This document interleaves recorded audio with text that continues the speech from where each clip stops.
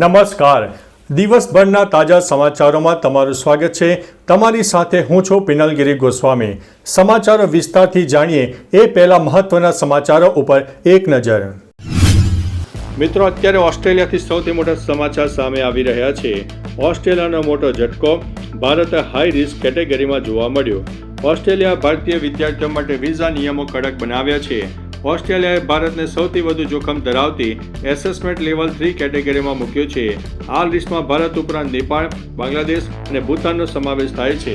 Visa સિસ્ટમમાં થતી ગેરરીતિઓ અને દસ્તાવેજોમાં ચેડા રોકવા માટે આ નિર્ણય લેવામાં આવ્યો છે. હાલ ઓસ્ટ્રેલિયામાં રહેતા 1.4 લાખ ભારતીય વિદ્યાર્થીઓ આ નિયમની સીધી અસર થશે.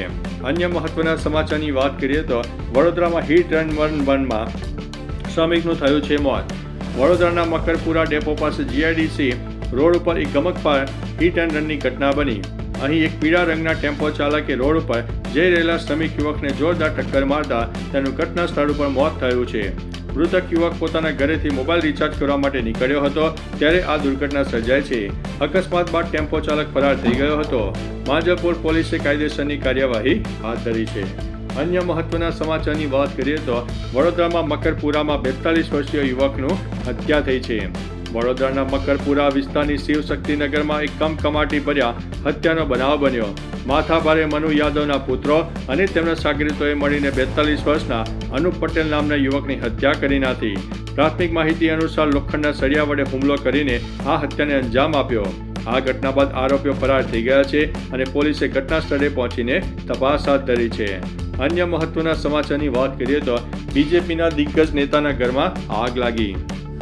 દિલ્હીમાં ભાજપના વરિષ્ઠ નેતા અને પૂર્વ કેન્દ્રીય મંત્રી રવિશંકર પ્રસાદના નિવાસસ્થાને આગ લાગવાની ઘટના બની. આ બનાવ બુધવારે આશરે 8 વાગ્યાની આસપાસ બન્યો હતો. તેમનું નિવાસસ્થાન 21 MTC રોડ ઉપર આવેલું છે. આગની જાણ થતાં ફાયર બ્રિગેડના 3 ફાયર વાહન ઘટના સ્થળે પહોંચી ગયા હતા. સદનસીબે આ દુર્ઘટનામાં કોઈ જાનહાનિના સમાચાર નથી. આગનું કારણ જાણવા માટે ફોરેન્સિક ટીમ પણ તપાસ શરૂ કરી છે. અન્ય મહત્વના સમાચારની વાત કરીએ તો અમદાવાદમાં પતંગ ચગાવવા માટે ધાબાનું ભાડું 50,000 સુધી જોવા મળ્યું. અમદાવાદમાં ઉત્તરાયણ પર્વની ઉજવણી અત્યંત ઉત્સાહભેર શરૂઆત થઈ ગઈ. મણિનગર જેવા વિસ્તારમાં વહેલી સવારથી જ યુવાનો ધાબા પર ચડી ગયા. 5 થી 15 કિલોમીટર પ્રતિ કલાકની ઝડપે ફૂંકાતા પવનને કારણે પતંગ રસિકોમાં આનંદનો માહોલ છવાઈ ગયો. આકાશ રંગબેરંગી પતંગોથી છવાઈ ગયો અને લોકો ઊંધિયું, જલેબી અને ચીકીની લિજ્જત માણી રહ્યા હતા. રાયપુર જેવા વિસ્તારમાં ધાબાનું ભાડું 40 થી 50,000 સુધી પહોંચી ગયું હતું.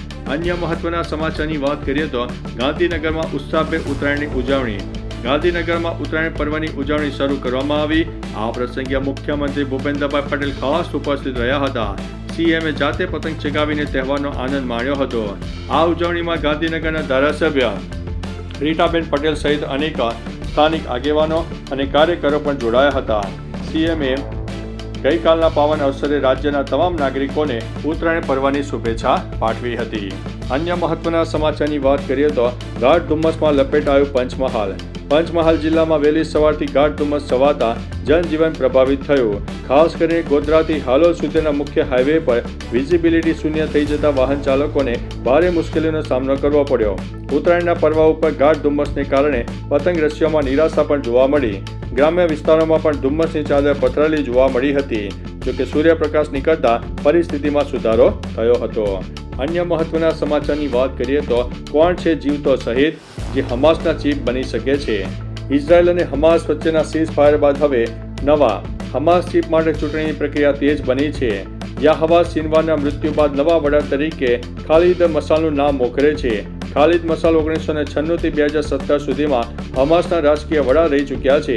1997માં મોસાદે તેમને ઝેર આપ્યું હતું, પરંતુ જોર્ડનના દબાણ બાદ ઇઝરાયલે તેમને એન્ટીડોઝ આપીને બચાવ્યા હતા.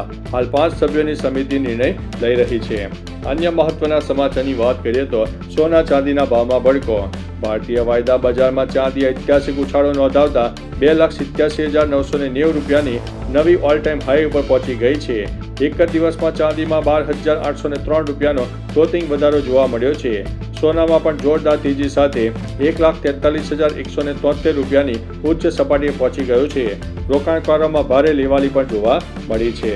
અન્ય મહત્વના સમાચારની વાત કરીએ તો ઈરાનમાં 20,000 લોકોના મોતનો દાવો. ઈરાનમાં સતત 18મા દિવસે વિરોધ પ્રદર્શનો ચાલુ હતા અને આગ ચાંપીની ઘટનાઓ પણ બની હતી. આ હિંસક માહોલ વચ્ચે 26 વર્ષના ઇરફાન સુલતાનિયા નામના પ્રદર્શનકારીને સજા આપવામાં આવી. મૃત્યુ આંક અંગે અલગ અલગ દાવાઓ થઈ રહ્યા છે, જેમાં કેટલાક રિપોર્ટ્સ 2000થી લઈને 20,000 લોકોના મોતનો દાવો કરી રહ્યા છે. ટ્રમ્પે પણ મામલાને ઈરાનને કડક ચેતવણી આપી છે અને વ્હાઇટ હાઉસમાં ઉચ્ચ સ્તરીય બેઠક યોજી હતી. અન્ય મહત્વના સમાચારની વાત કરીએ તો પીએમ મોદીની પોંગલની ઉજવણી કરી. દિલ્હીમાં કેન્દ્રીય રાજ્યમંત્રી એલ મુરુગનના નિવાસસ્થાને આયોજિત પોંગલ સમારોહમાં પીએમ મોદી સામેલ થયા.